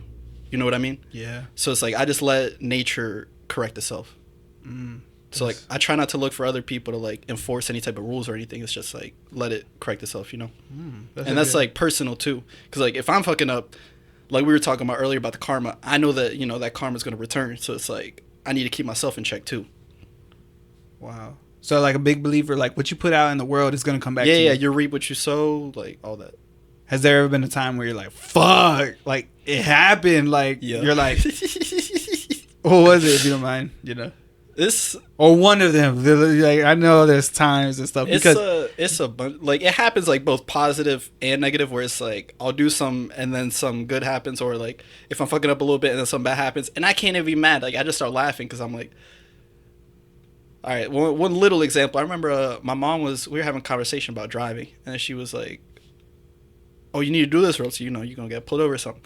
And I was like, nah, I'm chilling. And then I got pulled over like the next day and I was like, all right, yeah, you sped up at the sky and then this shit. It's like little things like that. But I'm grateful because now I feel like I've gotten to the point where I can identify quicker when I'm like not acting in alignment with myself, you know? So it's like I can shift it. Like if I do something and I'm like, why would I do that? Why did I do that? Like that's not in alignment with like me or what I want to do or who I want to be. Stop and then switch like right away. So I feel like now I've gotten a lot more better at just being aware of it and shifting. Wow, that's good, man. I feel like, and you know, I'm 25, right? And how old are you? 22, about to be 23. Right. And like I've had conversations with a bunch of, you know, people, and it's like the age you say doesn't reflect your mentality, you know. And then you see you guys now, like everybody I've interviewed mostly has been like 20 and up. But then this new generation is like, oh, you act your age. You know what I'm saying? Yeah. Like you exactly act your age. And it's just a crazy adjustment. And looking from the outside, you're like, wow, like these kids are really acting a little bit different than what we act when we grew up. You're saying like they be wilding out or they be like... Yeah, they be wilding out, man. Yeah. Well, it's because like it's fucking warfare, all the technology and shit trying to claim their minds and shit. Yeah, so that's why like you can't... I'm not saying judge, but you can't be too hard on them, I guess. But at the same time, you know, you think technology and everything that are bettering the world will only make them more smarter, more better. Well, it's not necessarily that technology is just like the tool, it's a vehicle. It's like the intentions of the people that are making it, controlling it. Like, that's true. Yeah. But for them, it's easier than what we had it. You know what I'm saying? So you would think it's a little bit more smarter than us, because you know what I'm saying, like they could Google something real quick faster than what we were being able to, and they could learn it more easier than what we learned it then. You know what I'm saying? I feel like it balances itself out because it is easier to, if you want to learn and grow, it's easier to, because like you said, all the tools are there. You can literally Google anything. But it's also easier to like fall into like the negativity, like getting addicted to like the iPads and all that. It's like it's so much easier to fall into that. And it's almost like nowadays you don't even have a choice, because like from the time that you're a little ass kid, it's like your brain is already being rewired to be addicted and look for all the dopamine and this. And it's like by the time that you're old and you start to become conscious of it, you're already fucking like addicted to shit. So now it's like you're starting behind just because that's how you were conditioned, you know? Like you have a chip now. Like, you know, your technology has a chip. Yeah. But now you're programmed and you have a chip. So it's like in that aspect, it's harder because by the time they even realize like that they're sinking, it's like, damn, now I have to dig myself out of this, you know? Yeah, man. And, you know, but going back to like what was the start of it is like you guys are like so self-aware, you know what I'm saying? You guys are really, you know, head on a swivel. You guys are good. Like you guys are mentally strong and stuff. And I think that is a great thing to have, especially in a fight game, dude. Yeah. Like, you know, nothing better you could ask from yourself. We were still talking about music though. What else do you listen to? I listen to some rock, bro. Or what do you watch? What shows do you watch if you watch any? I don't watch too much TV anymore, but like my favorite shows is like Better Call Saul, Atlanta, Breaking Bad. That was good, dude. I like that. I was on a Breaking Bad binge, bro. Yeah. And it's crazy though. I gassed out. The last season I haven't watched. I watched everything up into there, and then I gassed out, dude. Hey, it'd be like that, bro, because it's like it's so much emotions, and then you're like, okay, I need a break, like. Bro, okay, so you're like, you know the show, hardcore. Yeah. Right. Is it all Jesse's fault? Nah. Okay, hear me out, right? Hear me out. Yeah. They work for, what was his name? Gus. Yeah. They work for Gus. Yeah. They're making all this money, right? Yeah. The kid, the gang killed one of Jesse's guys. The little kid? And the kid. Jesse went to go kill Gus's guys. He went to go do that. Oh, yeah. Okay. But, I know what you're talking about. But Walt stepped in and did that. And that started everything. Yeah. So that's my take, where it's like, it's not Walter's fault, bro. Like, he was making money. He put Jesse on to make all that money. But Jesse has emotions. Like, he's a human. Like. He's a human, right? He's a human, bitch. He's a fucking bitch. You know what I'm saying? But yeah. I think, like, that's why when he's like, you did this, I'm like, I don't know, bro. Well, all right, look. Oh, my bad. Jesse had been wanting to get out of it for a while. And then Walter was like, that's where he goes, I'm in the empire business. Like, did you get to that already? Yeah. It's like, Jesse been wanting to get out. And Walter was like, nah, I'm trying to, like, that one, nah, it's not Jesse's fault. Because Jesse, like, he's a human and he's, like, he's hurt. I feel like he hadn't fully understood himself. So it's easy for Walter to, like, manipulate him. That's true. Okay, yeah, I get that. Walter was a manipulative ass motherfucker. He was real manipulative. Very. But, well, in that situation where it turned everything south with Gus, that's Jesse's fault. So, in my opinion, bro, because he wanted to ride for the kid. That kid was like, I forgot who he was. That was the brother of the chick he was talking to, right? Yeah. So it's like, come on. And then she ended up. I think it was the same chick. Yeah. No. Wasn't she the Hispanic one from like rehab or something? Yeah. Okay. Nah, she's not the one that kinda. But she did. One of his girl who she took out the hood and stuff. She ended up. That was. But. Nah, I understand it. It's both. Everybody played their part, bro. Everybody played a hand in it.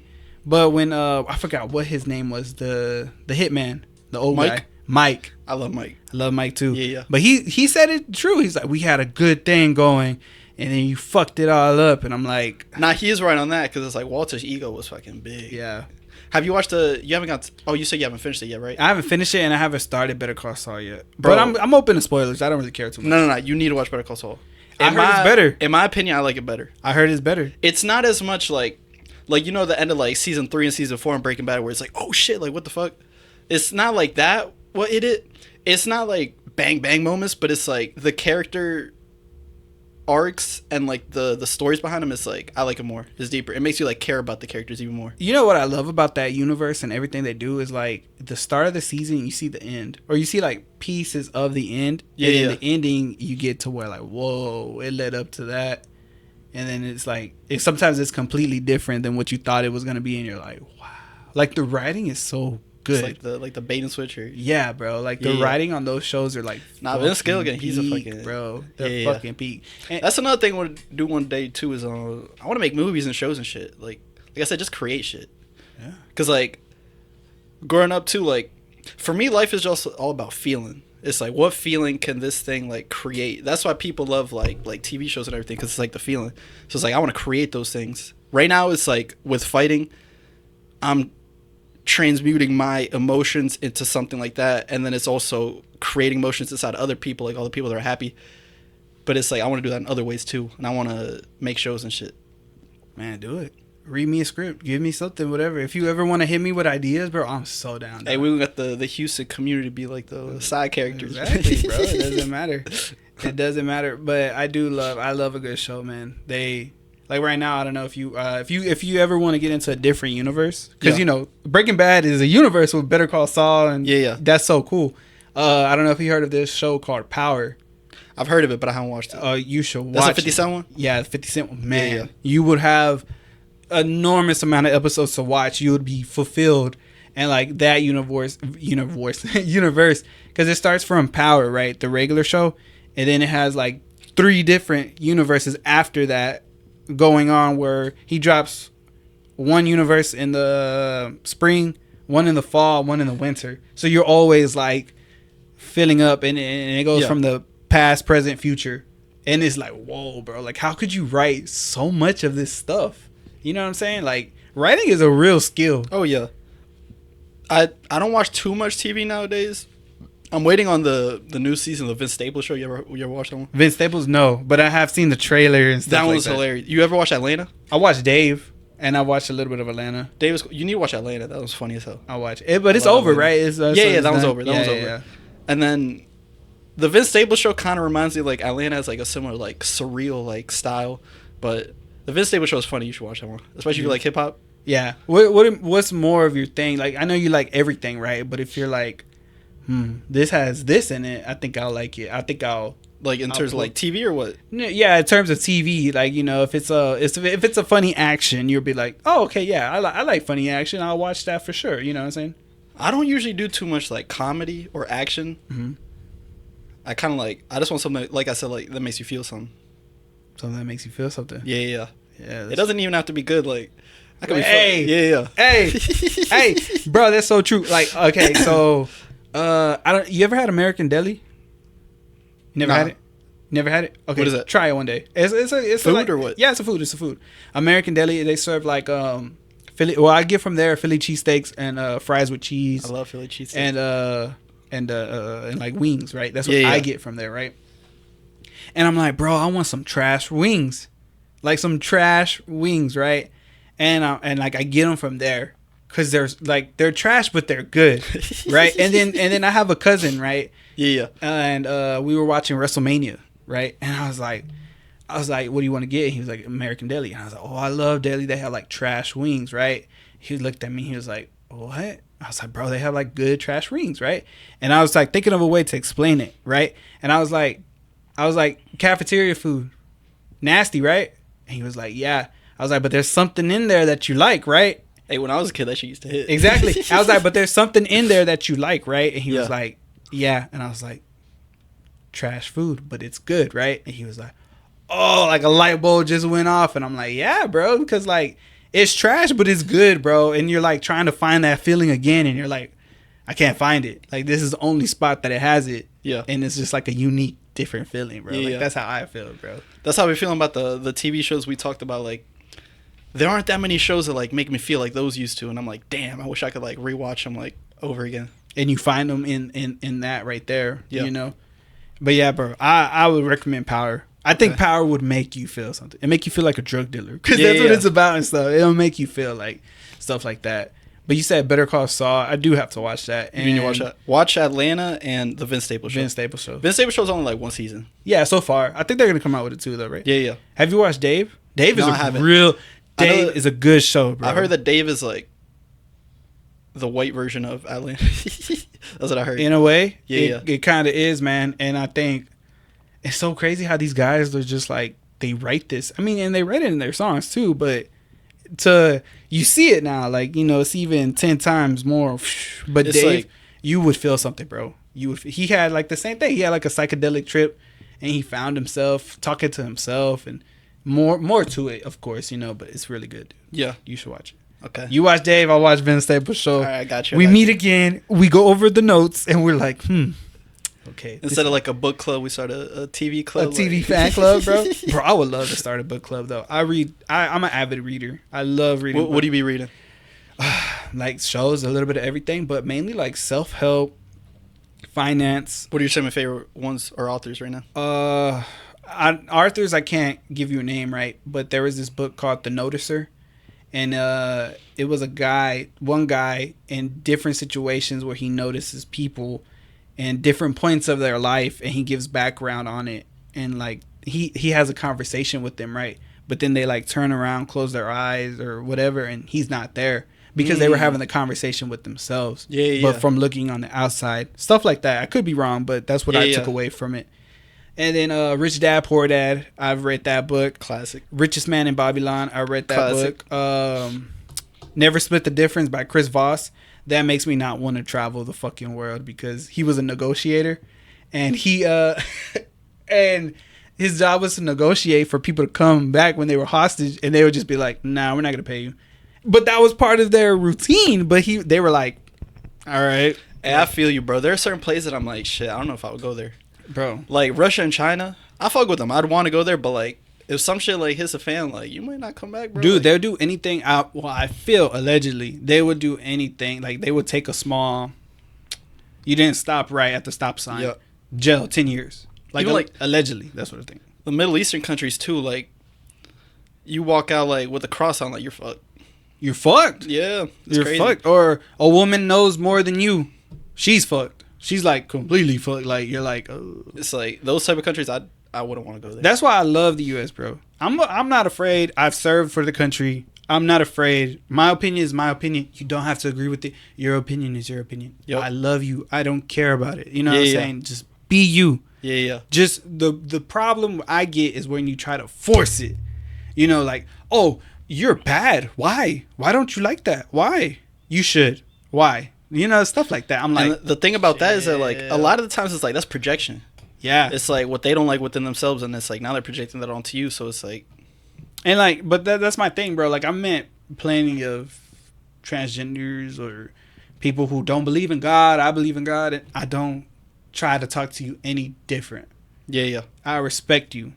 It's when you try to cross the line, then I'm like, okay, dude, or woman, or whoever you are, like.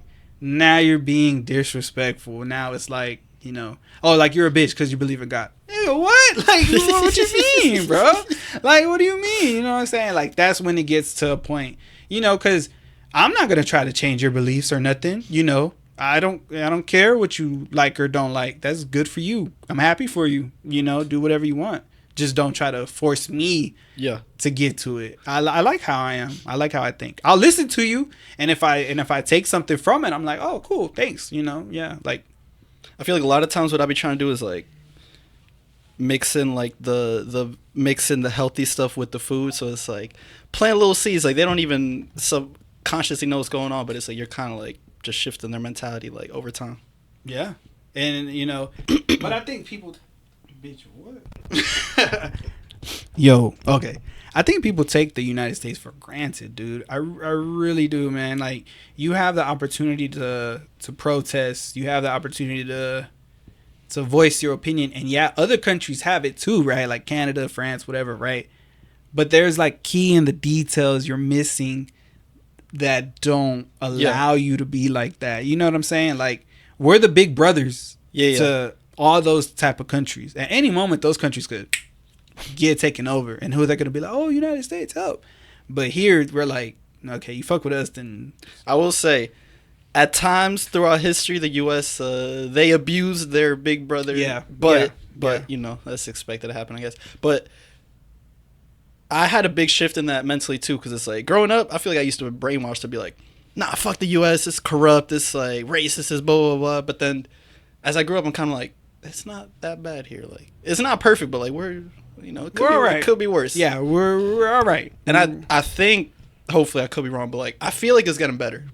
Like I feel like people are starting to become aware of certain things, and like certain propaganda stuff, and I feel like we're starting to like get closer again. And I personally do think it has to do with the president, dude. Like a leader. Is that your phone? Oh shit. Are you good? Yeah. Okay, just making sure. All right. I feel like it does have to do with the leader, though, bro. Like, if you have somebody that doesn't love our country in the office, or like is more defensive than offensive of our country, or offensive more whatever makes sense, right?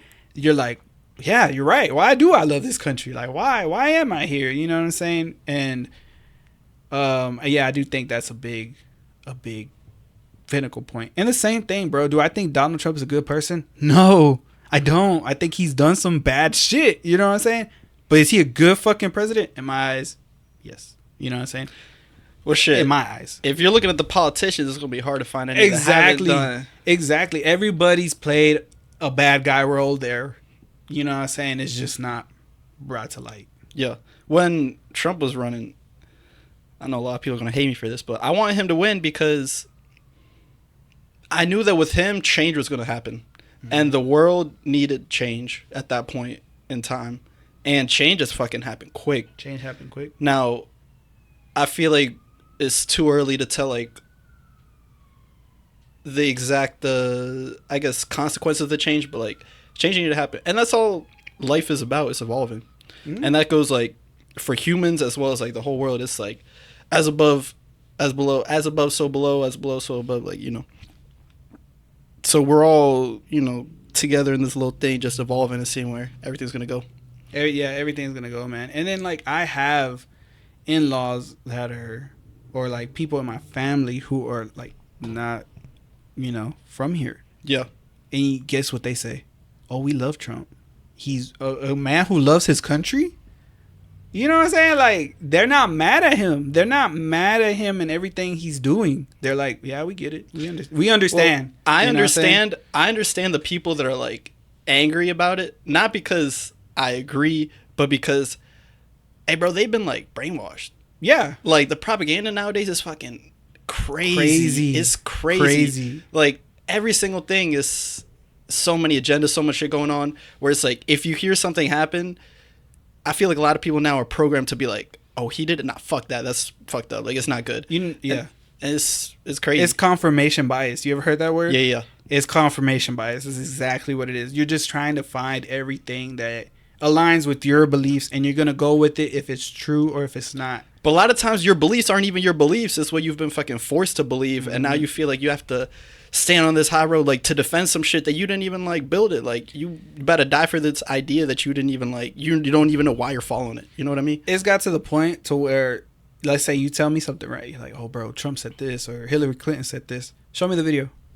I trust you. I fuck with you. And nowadays you can't even trust me because you can't even AI trust bullshit, the fucking bro. video, bro. But still, like, I've got to the point where I'm like, show me the video. Hey, but Hillary, fuck Hillary.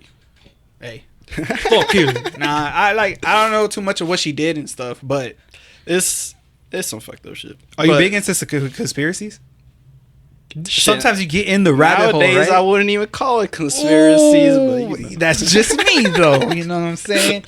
Looking out my window and stuff like that, you know, making sure nobody followed me after this interview is all I'm going to say, you know? I feel like they listen all the time, for sure. Right? For all sure. the time. But nowadays, I feel more comfortable now speaking about certain things openly because it's coming out. Like, you could take one person out, but the energy and the emotion behind it, like, you can't stop it. So you could take one person out, guess what? That shit's still gonna fucking happen. You could try to hide certain things, take out certain people. It's like, guess what? It's still gonna fucking come out. So I feel like now we've reached a tipping point where it's like, you can't stop what's about to happen. And, like, the people like us, like, the everyday person, me and you, we're tired of the bullshit. It's something that you felt. I felt to, like, every single person that's been feeling this for years. You don't even know, like, what it is, but it's like, you know that the shit's fucked up. And we're starting to see the changes of it. So it's like, that's why now I feel more comfortable talking about it, because it's like, you can't fucking stop it. Like, it's going to happen, you know? It's so funny, though. Like, I think it's so funny because nobody takes shit too serious nowadays, bro. And it's interesting because it's like, a lot of the people don't even know what's going on. Because, like, a lot of the shit is like, if you're not paying attention, it's easy to just, like, miss it and you don't even know what's going on. So it's like, I find it interesting just, like, see the reactions of the world, like, of everybody. Like, this group is reacting this way, this blah blah blah, and it's like, it's entertainment, honestly. It's like I don't watch TV shows, but I watch what would be going on around the world. That's like the fucking best TV show. Like, that's entertainment right there. You know what I seen, man? I seen they were like, I don't know if you remember, a couple years ago, like, real recent, like 3 or 4, maybe even 2, to be honest. They were like, I don't know if you remember that thing that happened in Miami where like all the cops were there. It was like a whole line of cops surrounding the mall, and they told everybody to evacuate. And some people were claiming it was like a big shadow right there and like an alien. And they were like, how do we have no footage? How does no one have no footage of what happened that day? Like, why were the cops there? Why was... I didn't hear about that one. Yeah, bro. It's like, it was a real big thing. And it's like, and it's crazy, man. Like, it's true. Like, how the fuck do we not have footage about that, or no leaked footage has came out or stuff like that? Cops were there, no body cam. There's so many stories like that nowadays that it's like, that almost seems like just like commonplace. Like, that's just... You ever seen Men in Black? Yeah. It's been a while, so I don't remember all of it, but yeah. I think the gist of it is true, though. You know what I'm saying? Like, they're like... What shit, like, what was that, like, a year ago where that fucking balloon or whatever was floating up and they didn't know who it was, they didn't know what it was. It took them days to, like, shoot that shit down. So. Firm believer that was China, though. Or like somebody else. I have no idea, so I don't even... Hey, I wasn't there. That's like one of my main things that I say is like, I wasn't there, bro. Who the fuck?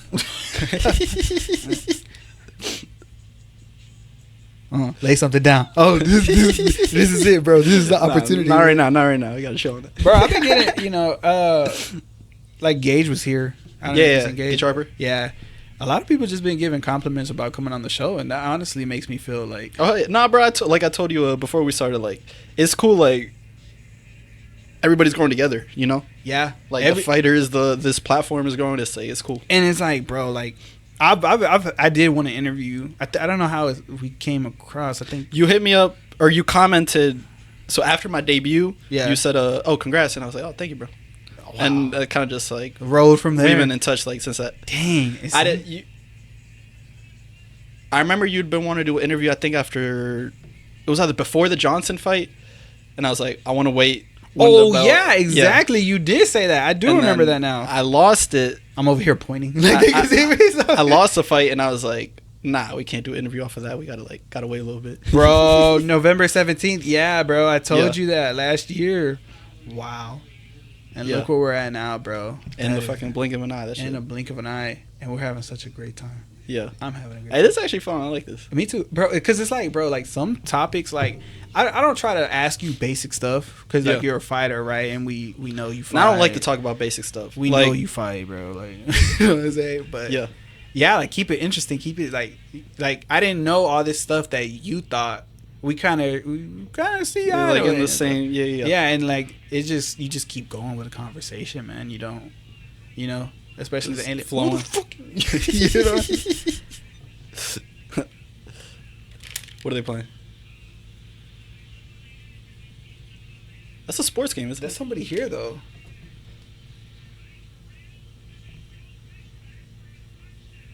Oh, they said touchdown. Touchdown, bro. Football. Who are we playing? Hey, we're not even in football season. What the fuck? Let me check. I don't know if you heard of Space City Media? Is that like tied to like Space City Collective or? Nah, I don't know, bro. I don't know. What? Hold on, I'm trying to see. Because you obviously could hear this, so on the feedback you're gonna hear this too. It's not too bad. I feel like you could talk through it. You should playing something. You be going snowboarding?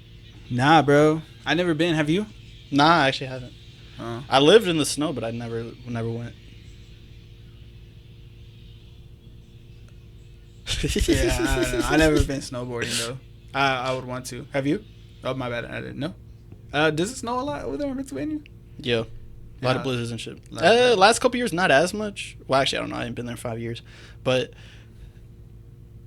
yeah, it snows. That's not bad. But I hate the cold. Oh, how was it compared when the snow came here and it's like over there? Bro, that shit was so fucking... Because we moved and I'm like, damn, I got away from the cold just to get another fucking blizzard down here. Because that was my first winter here, was the snowstorm. So I was like... And how would you describe Houston weather? It could suck ass at times, bro. Like, the heat, it makes it hard to be outside.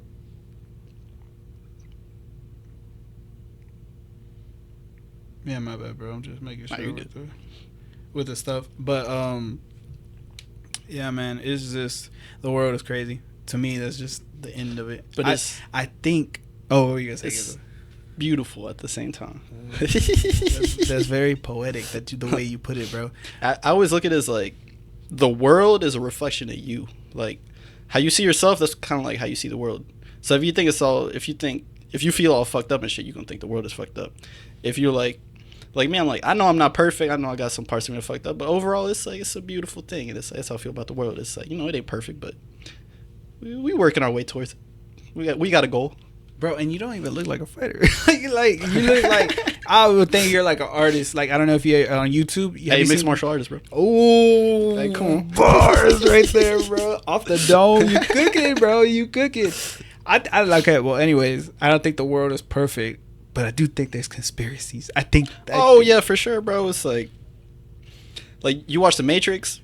No. That's just a documentary, bro. Ooh. That shit's a Nah, bro, because like in The Matrix, what do they be doing? They got all the people in the pods trying to harvest their energy.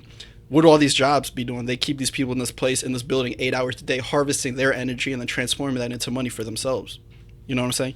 It's all energy harvesting and then transforming that into like whatever they want. Wow. Social media, that's just energy harvesting too, bro. It's fucked up.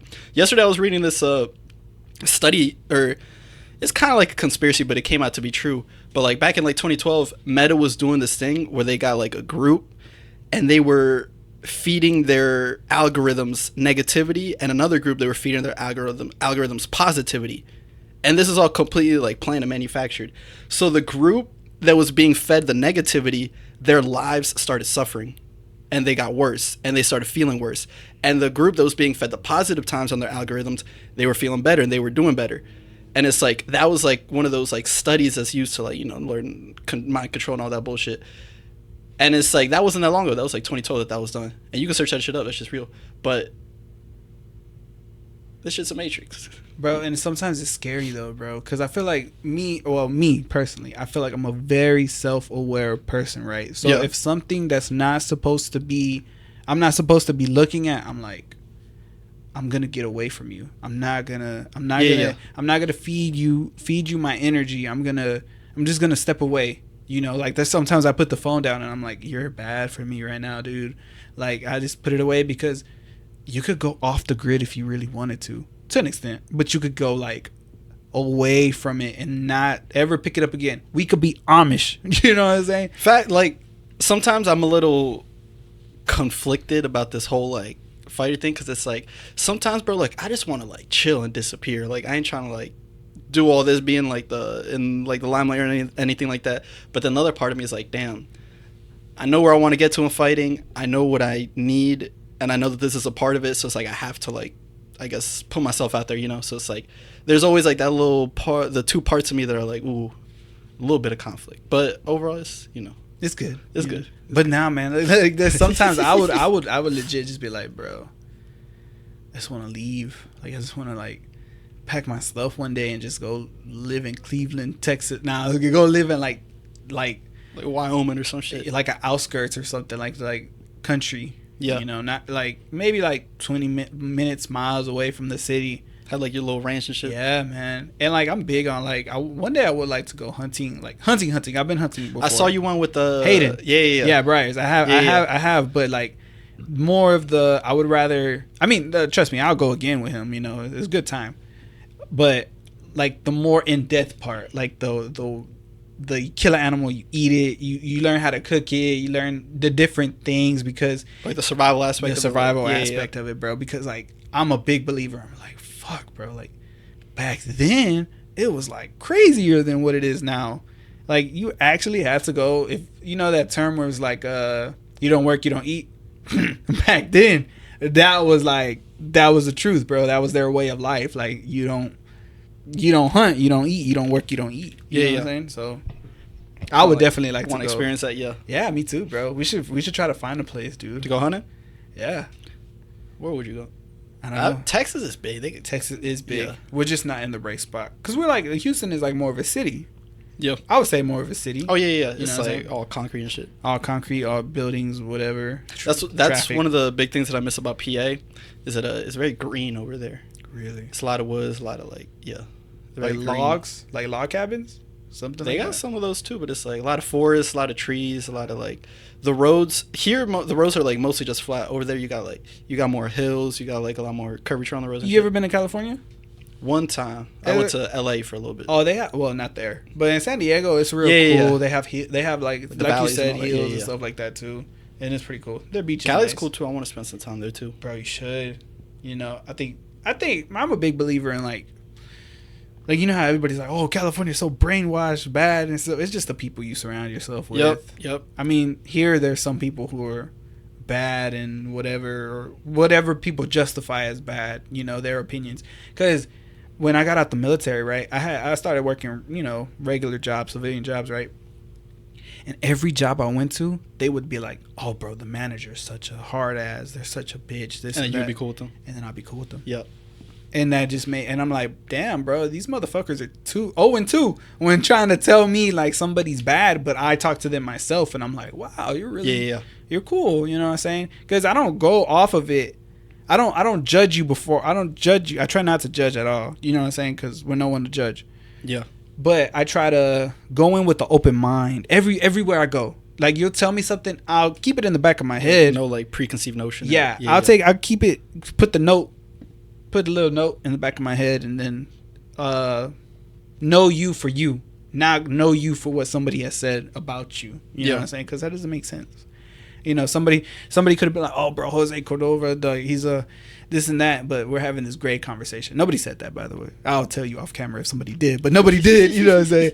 But you know what I'm saying? Like, just, you know, go out there, make your own opinions about somebody. Just experience it. Yeah, experience. There you go. Don't let nobody get in your ear, man.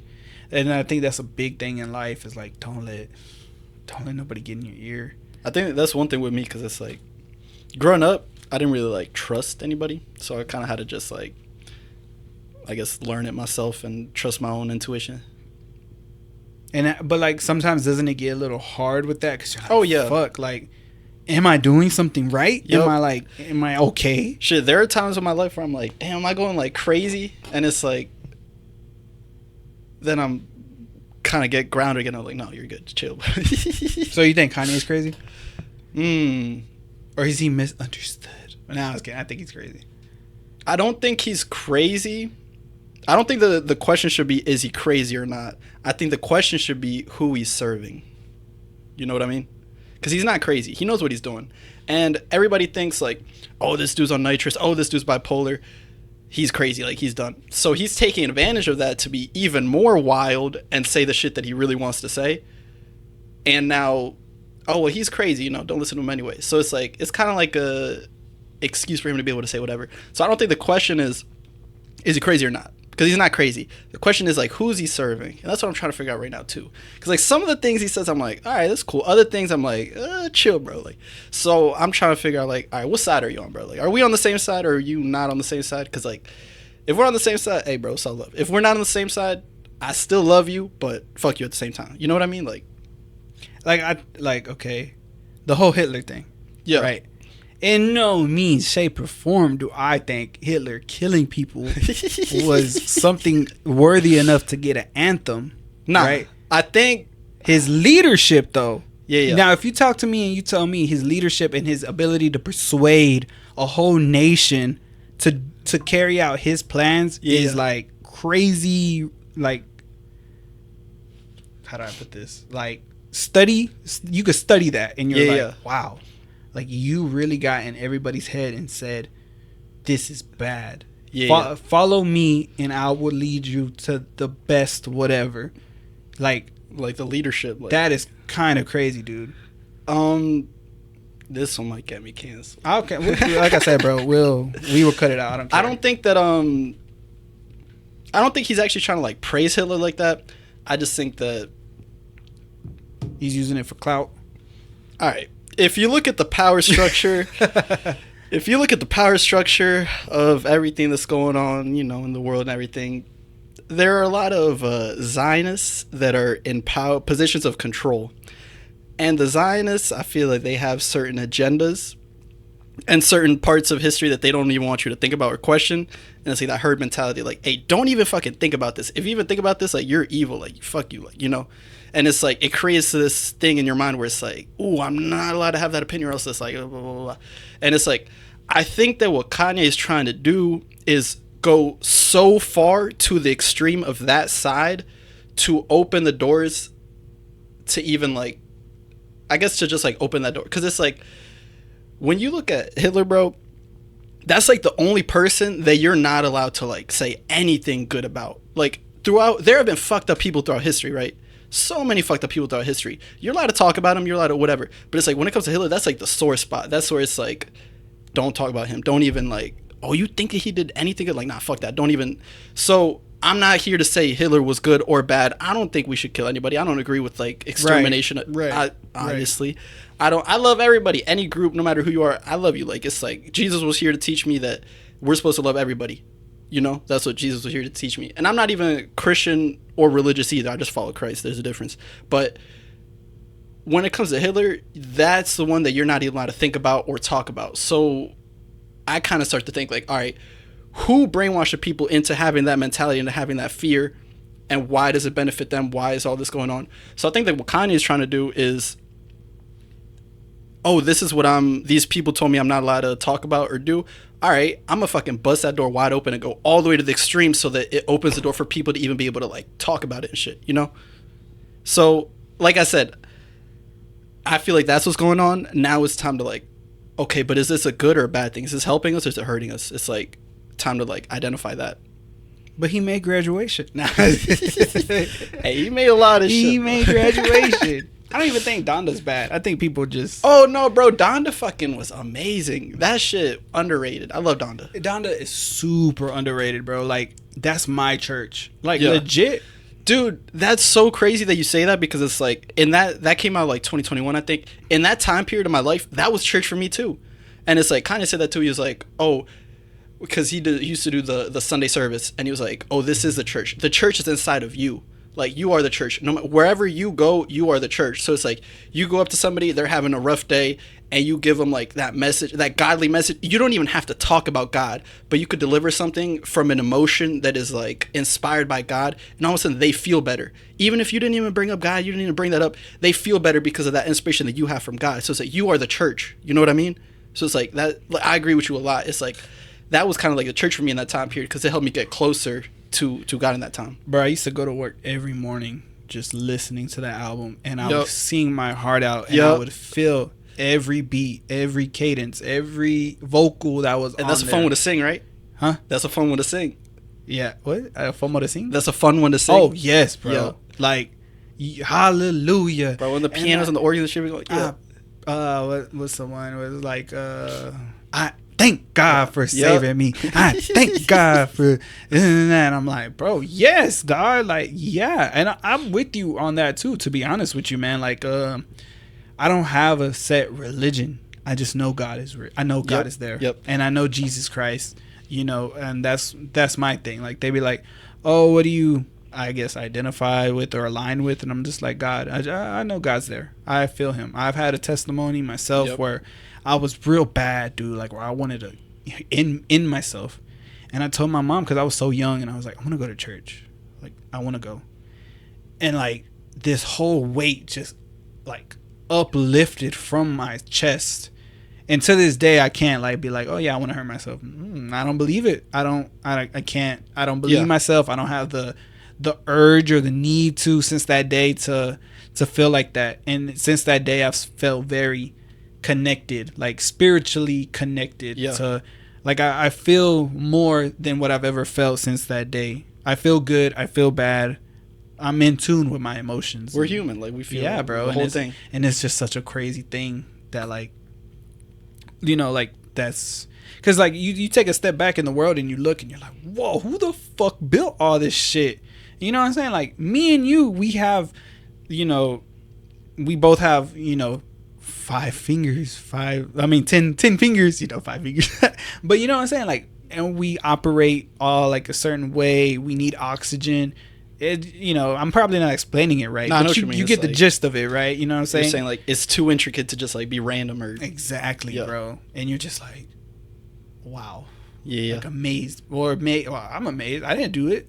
Like, you know what I'm saying? Like, I didn't make us. I had something similar because like I grew up Catholic. Mm-hmm. My parents like we were going to church every Sunday, and I actually I used to be really bad. So fourth grade they sent me to Catholic school because like the church was helping my family out and they paid for me to go to Catholic school. So from 4th to 8th grade I went to Catholic school, and once I got to like high school I turned away from like everything, like God and everything. I stopped believing. I was like, oh, this isn't real, blah blah blah, because I think I observed everything that was going on in the world, and I was like just frustrated and lost and alone. So I think that made me like get away from it, and I was like, all right, I'm gonna figure this out. And I spent some years where I didn't really believe in God or anything, but I was still like learning. But I was like sad. I was like depressed, like kind of like you said, like you wanted to end it. And it was like that kind of like for years. And then that's when I met that teacher I was telling you about. And then later on I got here, I started doing like the psychedelics and stuff. And it made me realize like through some of those experiences, everything, because I spent years where I was like, I need to do something. Like I have to change this. Like I can't stay here. I can't live like this. I'm gonna end it. So I started seeking like whatever it was that brought that peace. And it led me to God, and not to a religion, not to, like you said, a certain belief system, certain structure or tradition or whatever, but it's like to God, like the ultimate like truth and like the present moment that you know. And it's like that's kind of where I realized how to cultivate that relationship. Yeah, man, that's deep. That's real. And like it's cool when you find somebody else that like, I mean, I'm not saying it's not cool when you don't, but it's like you understand it, you get it. You know what I'm saying? Like we both have went through stuff and we got there, but through our own different paths. You know what I'm saying? And I feel like everybody feels it, they just don't always know what it is. Ooh. You know what I mean? Yeah, that's true. How's Catholic school? How was that though? Is the ruler thing true? Do you get hit? Nah. It was maybe if I was like in the 80s or some shit, but nah. It was a small ass school. So like there, we would have like in high school, your period ends, you go to the next class, a bunch of new kids. It wasn't like that. Over there, your classmates, you're with them the entire day, every single school year. So once you went from like 5th to 6th grade, it was still the same kids all day, every day. So it was a small ass school, probably like 200-300 kids. So by the time I got to high school, so in Catholic school, I was used to being around the same people every single day. I was comfortable. I knew everybody. And I got to high school and I was like, oh shit, it's like a shit ton of people here. I don't know anybody. You were like, whoa. Yeah, so I went from being like loud, like just always yapping and shit. And then all of a sudden I got to high school and I'm like, oh, I'm quiet. You think it messed with you any type of way or not really? Or like it impacted you on a different type of way? You know, did you feel like a huge shift? I feel like maybe socially I was a little behind because I just like, I guess didn't know how to like talk to a bunch of people and stuff. Like, cause you and like at a public school, you meet kind of new people every day. You know? Cause like, yeah, I've seen you, but I've never talked to you. You know what I'm saying? But when it's like only 200 people, you kind of, and year after year, you kind of, you know, check it off. You got to think too, like in the Catholic school, it was like, it was all white kids and they're all rich. Like that's the first time I went to like a white person house. I went to their crib and I was like, yo, what the fuck? Like this is crazy. So it's like, it's a different thing because it's like most of the people there have money. They had like a certain, I guess, mentality and stuff. And they go to the public school and it's like, nah, now you're seeing everything. Like you're seeing like the people with money, the no money, and it's like it's all mixed. So it's like, I guess like the full spectrum of everything, you know? Yeah, man. I definitely, I feel you. I see what you're talking about because my shit was a little. But man, I appreciate you for coming on, dog. Oh yeah, man. Thank you too. I think it was fun. What do you see yourself in 5 years? 5 years, will 23, be 28. About to be funny for UFC championship around there. Amen. I think around like that 28 to 30 year old mark. That's where I see it. Is there anybody you would like, you know, to shout out? To shout out sponsors, your family, a message you want to tell the people? Hey, shout out yourself, bro. If you're a fucking human, you're listening to this drill, just fucking love yourself, love everybody. Like that's it, bro. It's not that hard. Just chill, have fun, and live mas. Like Taco Bell. Even Taco Bell says it, bro. Live mas. Nah, but man, I appreciate you for coming on. Oh, yeah, and looking forward to watching everything you got going on. And we out.